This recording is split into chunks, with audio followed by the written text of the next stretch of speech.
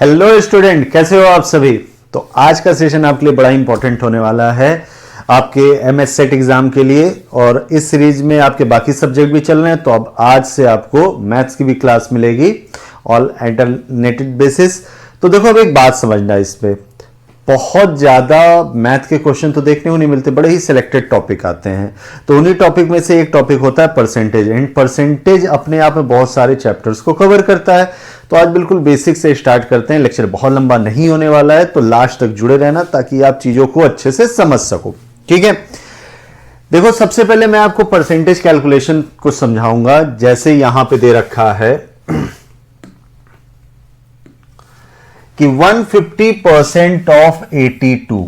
तो बेटा एक बात ध्यान रखना, 150% ऑफ 82 अगर मुझको सॉल्व करना है तो भाई मैं क्या कैसे लिखूंगा। परसेंटेज का मतलब होता है 150/100 इंटू 82। इसको सिंप्लीफाई करोगे तो ये 3 हो जाएगा, एंड ये 2 एंड 2 से इसको कट करोगे, दैट इज 3 1 जा 3 3 4 जा 12। एक तो ये आ रहा है, एक ये तरीका था। और दूसरा तरीका ये रहता है कि भाई आपको करना क्या है, कुछ नहीं, कोई भी नंबर अपने आप में क्या होता है 100% होता है। अगर मैं किसी भी नंबर का 100% निकालूं तो मुझे क्या मिलेगा, वही नंबर मिलेगा। तो मैं यहां से कह सकता हूं कि अगर मैं इसको थोड़ा सा मेंटल कैलकुलेशन का पार्ट करता तो मैं कहता 100% प्लस 50% कह सकता था। भाई 82 का 100% कितना होता, आप कहते 82 ही होता।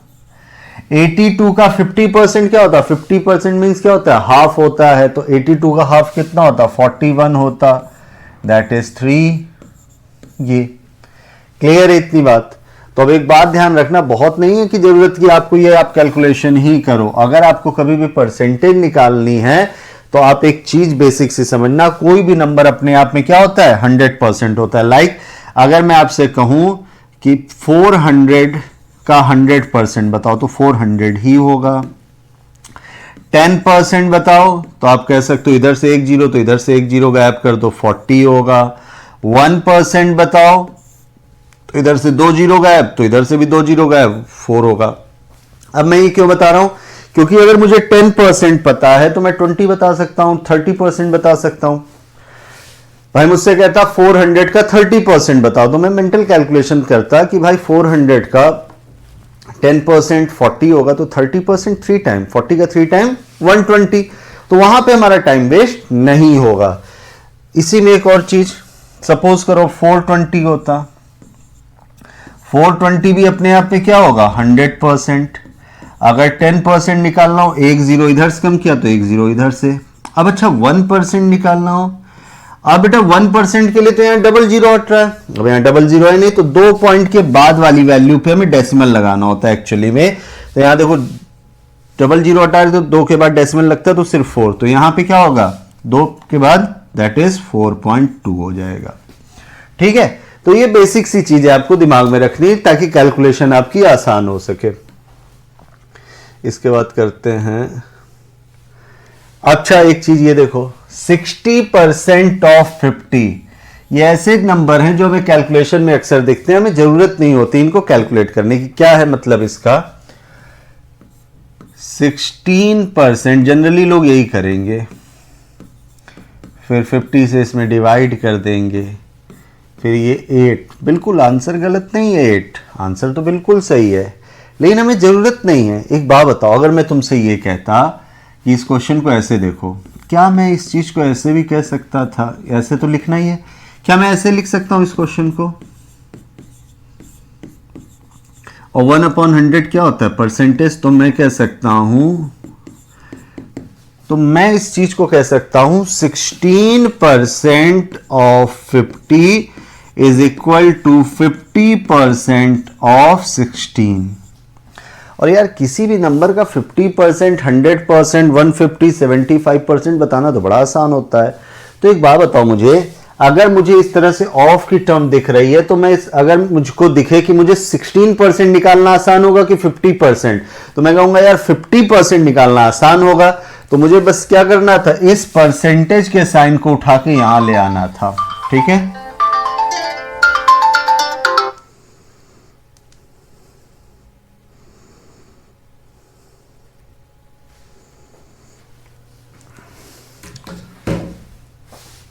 तो मुझे क्या करना था, इस परसेंटेज के साइन को उठा के यहां पे ले आना था। तो मुझे बस क्वेश्चन ये पढ़ना चाहिए था।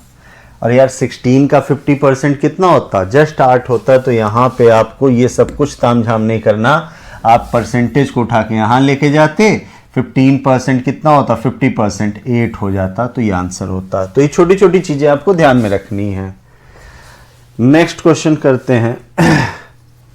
अगेन अब मुझे आप लोग बताना, ठीक है, 8.2% निकालना आसान है कि 300% निकालना आसान है? 100% क्या होता है, 1 टाइम। 200% मीन्स क्या होता है, 2 टाइम।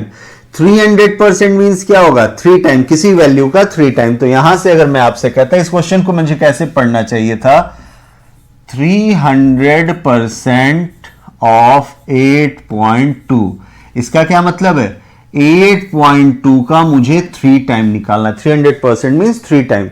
8.2 का 3 टाइम तो यार मेंटल कैलकुलेशन का पार्ट है। 3 2 ज़ा 6, 3 8 ज़ा 24 एंड आंसर विल बी 24.6 हो जाता। ठीक है, तो मैथ्स में कोई भी फालतू कैलकुलेशन नहीं करनी हमें। अब यहां तो ज्यादा दिमाग ही नहीं लगाना है। 400% ऑफ 52.7। अब क्या करोगे, 400% किसी का निकालना बड़ा आसान है। उस वैल्यू का हमें क्या करना है, 4 टाइम कर देना है। तो मैं सिंपल इस क्वेश्चन को पढ़ता, 52.7 इंटू 4, 4 7 ज़ा 28, 4 दूनी 8 2 10। अब एक बात बताओ, लास्ट के 2 डिजिट में मुझे 08 दिख रहा है। 08 कहाँ पे है, केवल यहाँ पे था। देखो आपके इससे सिंगल लाइनर क्वेश्चन आएगा, पूरे के लिए तो आपको क्वेश्चन सॉल्व नहीं करना होगा। आप अगर ऑप्शन भी थोड़ा सा देखोगे ना तो बहुत जगह फायदा मिलेगा। अदरवाइज आप इसको प्रॉपर लिख भी लोगे तो भी बात बन जाती। ये 10 था, हाँ 4 5 ज़ा 20 एंड 1, एक पॉइंट पे डेसिमल, 210.8 आंसर आ जाता। तो बेटा लिखा नहीं जाता 400/100, फिर कट पिट कर रहे हैं, क्यों फालतू का काम करें। ठीक है, तो इस चीज को ध्यान में रखना है। नेक्स्ट अगर हम लोग यहां पे देखते, 55% ऑफ 900। अगेन मैं क्या करूंगा, इस परसेंटेज को उठा के इधर लेके चलाऊंगा, यहां से परसेंटेज गायब हो जाएगा, इधर लग जाएगा।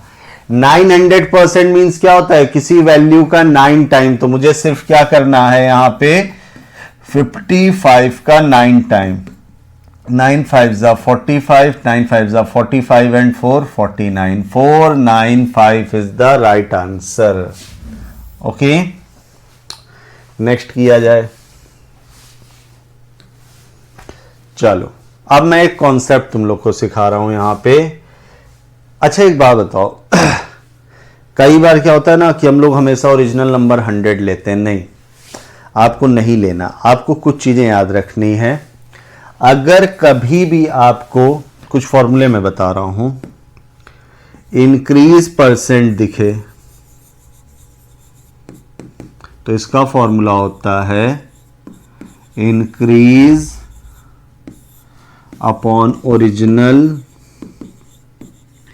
इनटू 100%। ठीक है, डिक्रीज परसेंट दिखे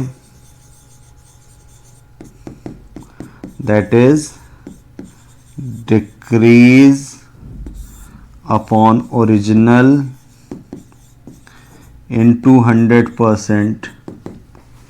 अगर बेटा आपसे कह रहा हो एरर परसेंट बताओ, तो एरर परसेंट होता है error upon correct answer into 100%। Generally in 3 पे रहती है बात। ठीक है, तो इसी चीज को आपको less percent and more percent के टर्म में भी पूछ सकता है, तो याद रखना। अब एक बात बताओ, अगर मैं कहीं ऐसे लिख दूं, a number is increase by, a number is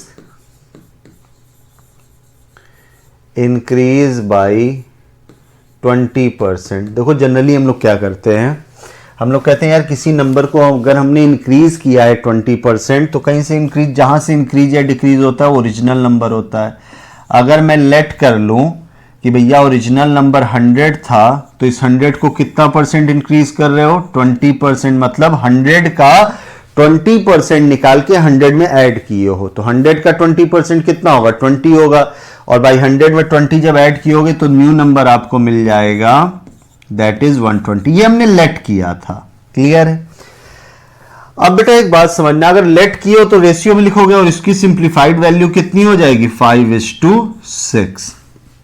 अगर एक बात बताओ, मैंने 20% बोला था तब तो तुम्हारे लिए बड़ा आसान था 100 का 20% निकालना, लेकिन अगर मैं बोल देता 14 2/7% निकालो 100 का, पॉसिबल नहीं होता, तब दिक्कत आ जाती।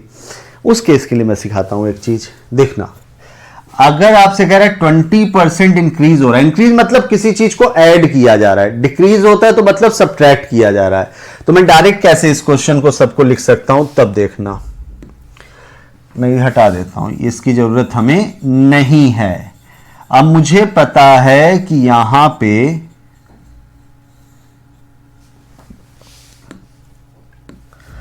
कितने परसेंट, ये 20% क्या है, 20% वैल्यू को इंक्रीज किया जा रहा है, तो इसका मतलब ये 20% क्या है, इंक्रीज परसेंट है, एंड इंक्रीज परसेंट अभी आपको बताया है, इंक्रीज परसेंट क्या होता है, यहां से अगर आप ध्यान दोगे that is increase by original, तो अगर इसकी फ्रैक्शन वैल्यू लिखोगे तो 20 परसेंटेज का साइन कहीं दिखे उसका मतलब होता है 1/100, ये 5 हो गया, एंड दिस इज 1/5, एंड देखो क्या होता है, इंक्रीज अपॉन ओरिजिनल, तो आप इसको क्या मान के चलोगे, ओरिजिनल नंबर, ये बता रहा है कितनी वैल्यू इंक्रीज हो रही है, तो 5 में कितना इंक्रीमेंट लग रहा है, 1 का इंक्रीमेंट लग रहा है, तो अब यहां से मैं लिख सकता हूं ओरिजिनल नंबर अगर 5 यूनिट है तो उसमें 1 यूनिट का इंक्रीमेंट के बाद न्यू नंबर कितना बन रहा है, 6 है। देखो ये वही रेशियो आ गए, जरूरत नहीं है अगर क्वेश्चन में इंक्रीज परसेंट है या डिक्रीज परसेंट है तो आपके पास हमेशा original number and new number का रेशियो होगा। अगर मैं आपसे कहता यहां पे, सब हटा देता हूं, इसको नोट कर लिया होगा आपने, a number is decrease by 20%, इसका मतलब क्या है कि नंबर को 20% डिक्रीज किया जा रहा है, 20% की fraction value 1/5, and decrease percent अभी बताया डिक्रीज अपॉन ओरिजिनल, तो अगर मैं यहां लेट करता ओरिजिनल नंबर 5 यूनिट है तो उसमें 1 यूनिट का डिक्रीमेंट हो रहा है, तो न्यू नंबर कितना हो जाता, 4। तो बेटा याद रखना, अगर क्वेश्चन में अगर आपके पास इंक्रीज परसेंट या डिक्रीज परसेंट है तो आप हमेशा original number and new number का रेशियो, एंड रेशियो में कोई चीज अगर लिखी हुई है तो आप इक्वेट तो कर ही सकते हो। चलो यहां कर देखते हैं क्वेश्चन ये है, if 16 2/3% of a number is subtracted from itself, मतलब क्या है, कोई ओरिजिनल नंबर रहा होगा उसमें कितने परसेंट का डिक्रीज हो रहा है, 16 2/3% का डिक्रीज हो रहा है। अगर बेटा 16 2/3% का डिक्रीज हो रहा है, and as we know the decrease percent is decrease upon original number, कुछ ऐसा फॉर्मूला था इन 200%।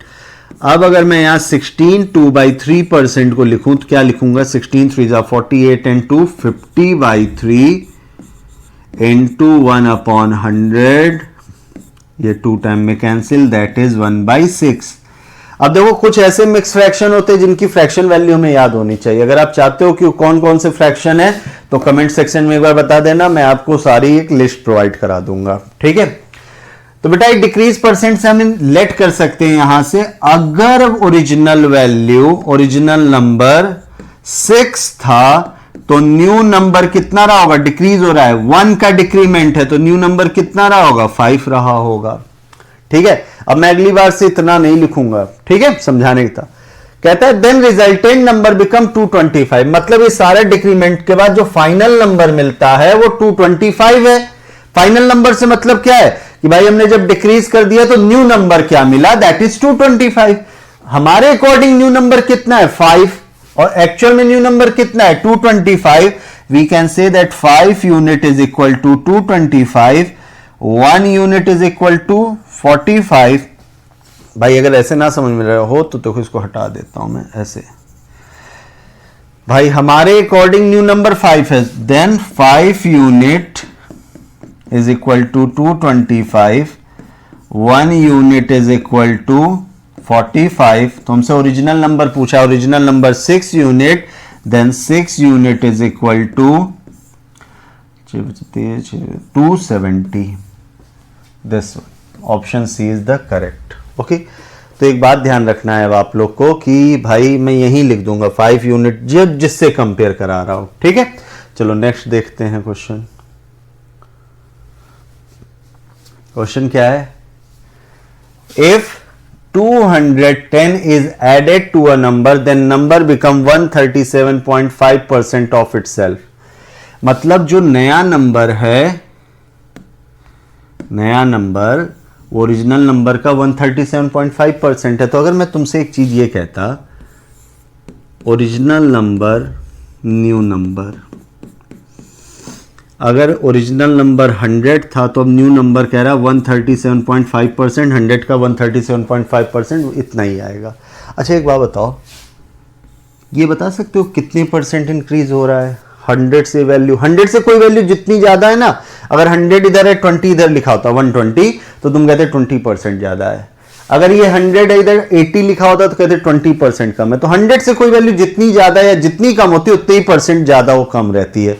तो ये कितनी ज्यादा दिख रही है 37.5%। क्या मैं कह सकता हूं नंबर को कितने परसेंट इंक्रीज किया गया है 37.5%। तो यहां से मैं इस क्वेश्चन को ऐसे पढ़ता, a number is increased by 37.5%। और बेटा अगर 37.5% इंक्रीमेंट है तो इसकी फ्रैक्शन वैल्यू होती है 3/8। मतलब अगर ओरिजिनल नंबर 8 यूनिट था उसको 3 यूनिट बढ़ा दिया गया, then new number will become 11। हमारे अकॉर्डिंग हमें सब पता चल गया, ओरिजिनल नंबर कितना था, कितने का इंक्रीमेंट हुआ एंड फाइनली न्यू नंबर कितना है। क्वेश्चन में देखो ये क्या बता रहा है, क्वेश्चन के अकॉर्डिंग कितना नंबर ऐड हो रहा है 210। हमारे अकॉर्डिंग कितना ऐड हो रहा है 3 unit. Then we can say that this 3 unit is equal to 210, 1 unit is equal to 70। तो हमसे पूछा है original number is 8 unit, 8 unit is equal to 560। ठीक है।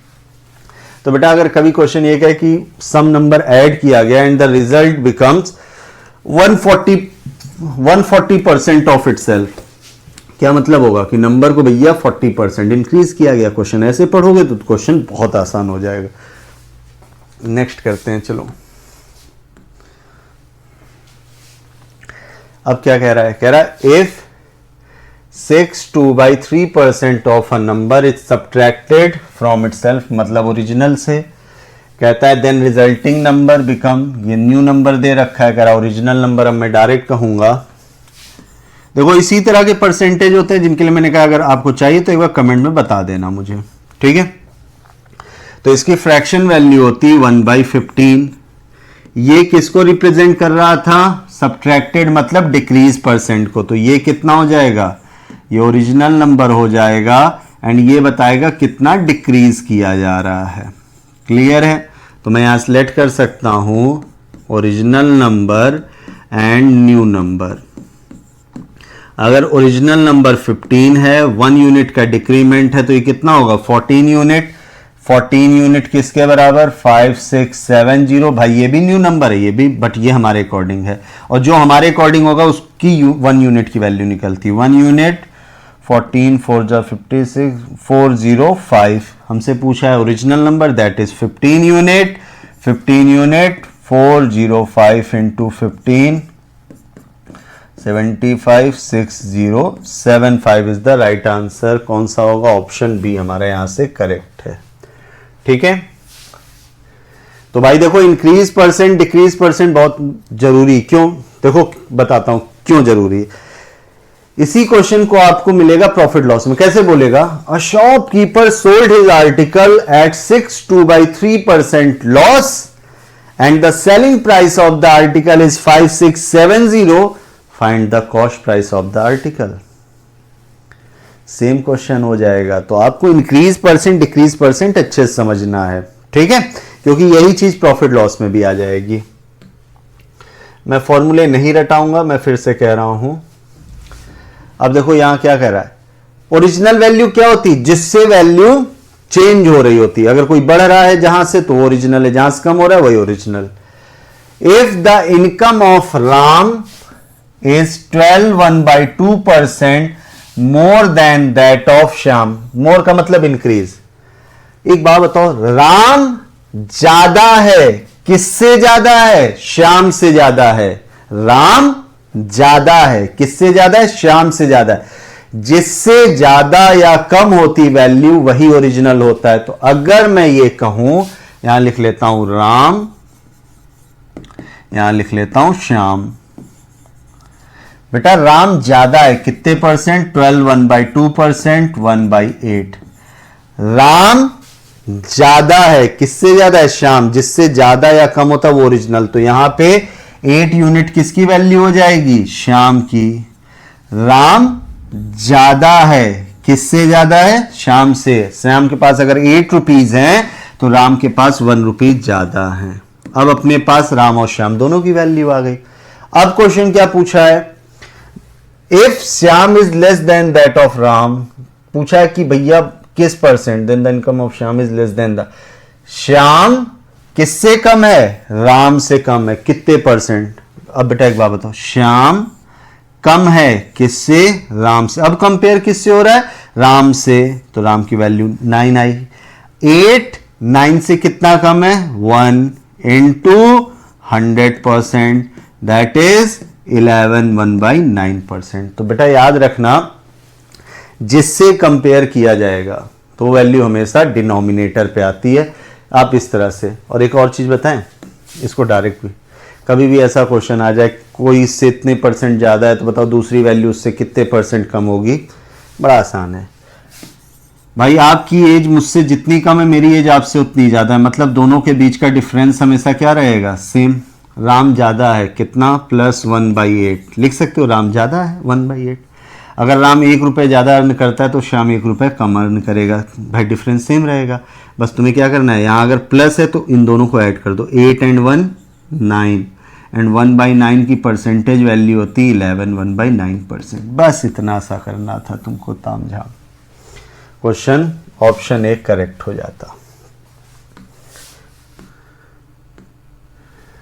देखो इसको करते हैं, X income is 20% more than that of Y। X Y कौन ज्यादा है, X ज्यादा है। 20% क्या होता है, 1/5। अगर X 1 रुपए ज्यादा अर्न करता है तो Y ऑब्वियस सी बात है X से 1 रुपए कम अर्न करता होगा। अभी बताया, अगर ये प्लस है तो 5 and 1 6, 1/6 कितना होता है, 16, 2/3%। ये आंसर, मतलब तुम्हें देखना है क्वेश्चन और बस टिक लगा देना, ऐसे क्वेश्चन रहते हैं, ठीक है। बस कॉन्सेप्ट हमें पता होना चाहिए। अब देखो ये दूसरे टाइप का क्वेश्चन आ गया, ये भी क्वेश्चन काफी पूछता है। 2 numbers are respectively 20% and 50% of a third number। मतलब 3 नंबर है हमारे पास, first number, second number and third number. कहता है ये दोनों नंबर किससे कंपेयर कर रहा है, थर्ड से। दोनों परसेंटेज कितनी है, 20 and 50। बेटा मैंने एक चीज कही थी कि अगर मिक्स फ्रैक्शन की फॉर्म में परसेंटेज हो तो हमेशा रेशियो मेथड से, लेकिन अगर नॉर्मल परसेंटेज हो तो आप ओरिजिनल नंबर को 100 मान सकते हो। ओरिजिनल से मतलब क्या है, जिससे कंपेयर हो रहा है। क्या 100 का 20% निकालना आसान है, तुम कहोगे यस सर 20 होता है। 100 का 50% कितना होता है, 50 होता है। तो बेटा मैं यहां पे थर्ड नंबर को 100 लेट कर लेता हूं। कहता है जो फर्स्ट नंबर है वो 100 का 20% है तो ये 20 हो गए। सेकेंड नंबर 100 का 50% है तो ये 50 हो गया। अब क्वेश्चन ये पूछा है, what percent is the first number of the second number. First number second number का कितना परसेंट है, फर्स्ट नंबर सेकेंड नंबर का कितना परसेंट है, मींस 50 का कितना परसेंट है। अच्छा एक और चीज, अगर क्वेश्चन यहां पे ये पूछा होता है 20 50 से कितने परसेंट लेस है? 20 50 से कितने परसेंट लेस है? तो मैं कहता 30 लेस है। कहां से? 50 से। क्वेश्चन ये पूछा होता 50 20 से कितने परसेंट ज्यादा है? 30 ज्यादा है। कहां से ज्यादा है? 20 से। ना यहां लेस पूछा है ना मोर, सिंपल पूछा है फर्स्ट सेकंड का कितना परसेंट है। तो फर्स्ट सेकंड का कितना परसेंट है? अब अगर यहां से इसको सॉल्व करें तो ये 2 एंड दिस इज 40%। तो हमारा कौन सा ऑप्शन? ऑप्शन डी करेक्ट हो जाता। ठीक है, आप लोग को जितने क्वेश्चन की प्रैक्टिस करा रहा हूं उतने क्वेश्चन करते चलना, नोट करते चलना, इससे ज्यादा आपको पेपर में नहीं देखने को मिलेगा। ठीक है, अब क्वेश्चन है हमारे पास एक, ये क्वेश्चन अक्सर दिख जाता है, if the length of rectangle decrease by 12.5%, by how much percent breadth must be increased in order to keep area same? इसका सिंपल जुगाड़ बताता हूं। देखो, कभी भी ऐसा क्वेश्चन आ जाए, तुम्हें पता है जो एरिया होता है वो length into breadth is equal to area है। ओरिजिनल लिख लेना, न्यू लिख लेना। अगर मुझे ब्रेथ में चेंज बताना है तो किसी भी चीज में अगर परसेंटेज चेंज बताना है तो उसकी ओरिजिनल वैल्यू पता होनी चाहिए और न्यू वैल्यू पता होनी चाहिए। तो यहां मैं original length original breadth and original new breadth निकालूंगा। तो एक बात बताओ, कौन कम हो रहा है? लेंथ कम हो रहा है। 12.5% कितना होता है? 1/8। तो मैं सबसे पहले यहां क्या करूंगा, 8 में 1 डिक्रीज किया, 7 हो गया। अब कंडीशन ये भी है यहां ऐसे नंबर आने चाहिए जिससे एरिया सेम हो। तो बेटा याद रखना, कभी भी दो वैल्यू के प्रोडक्ट को अगर सेम रखना है तो जो नंबर यहां है उन्हीं को पलट के आप यहां लिख सकते हो। तो देखो यहां पे अगर 7 लिख देते हो, यहां 8, तो क्या एरिया सेम होता?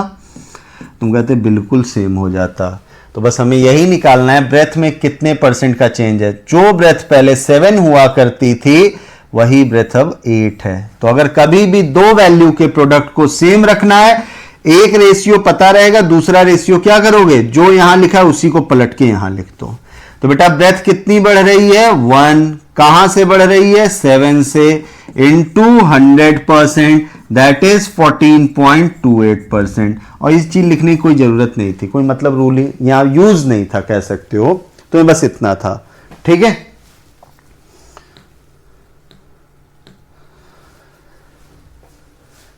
प्राइस ऑफ राइस, देखो दो रिलेशन बहुत आते हैं। एक तो length into breadth is equal to area होता है और दूसरा रिलेशन होता है बेटा price into consumption is equal to expenditure.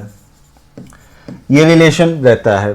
जो काम लेंथ कर रहा था वो प्राइस कर रहा है, जो काम ब्रेथ था वो कंजम्पशन कर रहा है, और जो एरिया था वो एक्सपेंडिचर बन गया। अब देखो क्या कह रहा है, price of rice increase by 20%। 20% अगर प्राइस इंक्रीज हो रहा है 5 to 6। आगे क्या चाहते हैं भाई साहब? Find the percentage increase in consumption. So नहीं, इंक्रीज नहीं होगा, ये डिक्रीज होगा, तभी से मैं ये टाइपिंग एरर हो गई यहां पे। डिक्रीज होगा, decrease in consumption so as expenditure remain same. दो वैल्यू के प्रोडक्ट को सेम रखना है। तो अभी मैंने बताया अगर एक वैल्यू ये पता है तो दूसरी वैल्यू उसी का जस्ट अपोजिट होगा। तो यहां 6 आएगा और ये 5 आ जाएगा। ठीक है, अब मुझे पता है कंजम्पशन कितना डिक्रीज करना है? 1। कहां से? 6 से, इंटू 100%, दैट इज 16.66% आंसर आता। ठीक है, एग्जाम में आते हैं ये क्वेश्चन अक्सर।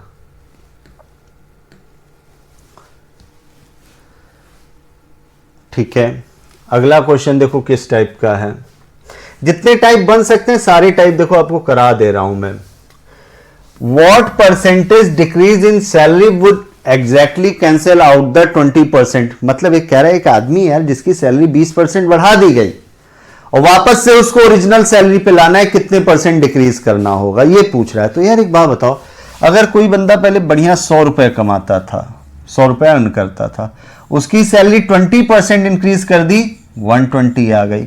अच्छा, इंक्रीज कहां से हुआ था? 100 से। अब कह रहा वापस से 100 पे आना है, तो यहां 120 से इस वैल्यू को डिक्रीज करके किस पे लाना है? 100 पे।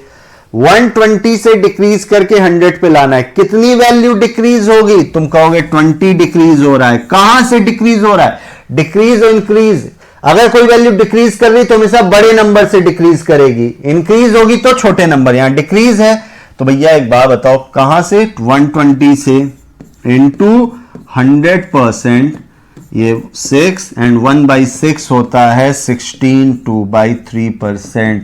देखो ये इस टाइप के फ्रैक्शन अक्सर पूछते हैं, ये आपको याद होने चाहिए, वहां एग्जाम में नहीं आप कैलकुलेट कर रहे हो कट पिट करके, ये ध्यान रखना।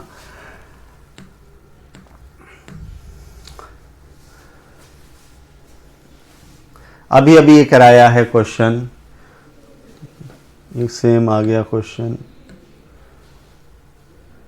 हाँ ये कर लो। देखो इस क्वेश्चन में क्या कह रहा है, लेंथ भी इंक्रीज कर रही है, मतलब लेंथ में भी चेंज हो रहा है, ब्रेथ भी में भी चेंज हो रहा है, चेंज बताना है एरिया में। तो जैसा मैंने बताया था एरिया का फॉर्मूला क्या होता है, length into breadth is equal to area, original new. बेटा 37 1/2% की फ्रैक्शन वैल्यू होती है 3/8। अगर ओरिजिनल लेंथ पहले 8 यूनिट थी तो अब 3 यूनिट बढ़ने के बाद कितनी हो गई 11।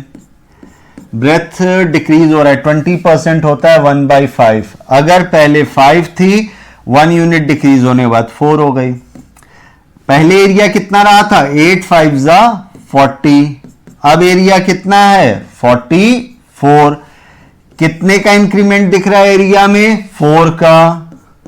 कहां से इंक्रीमेंट हो रहा है 40 से, इंटू 100%, ये कैंसिल आउट। देन आप कह सकते हो फाइनली कितने परसेंट एरिया इंक्रीज हो रहा है 10% एरिया इंक्रीज हो रहा है। तो देखो एक क्वेश्चन बताया था जहां लेंथ इंक्रीज हो रहा था और कह रहा था एरिया सेम है, वो भी आता है, और एक ये भी आएगा क्वेश्चन लेंथ एंड ब्रेथ दोनों में चेंज हो रहा है, बताओ फाइनल एरिया में। सेम क्वेश्चन ऐसे और पूछ सकता है, price of a goods is increase by 37 1/2% and its consumption is decreased by 20%, find the percentage change its expenditure, ऐसा पूछ सकता है। तो ये चीज ध्यान रखना है आपको, ठीक है। ठीक है, तो आज के लिए इतना ही रखते हैं। पहले आप एक बार इन सभी चीजों को रिवाइज करना, और जो ये बोला था ना लास्ट वाला क्वेश्चन, सेम कॉन्सेप्ट लगेगा, price into consumption is equal to expenditure में। ठीक है, तो फिर नेक्स्ट सेशन में आपके लिए परसेंटेज का इससे आगे का पार्ट लेके आऊंगा, तब तक अच्छे से इसको रिवाइज कर लेना है। Okay, thank you so much.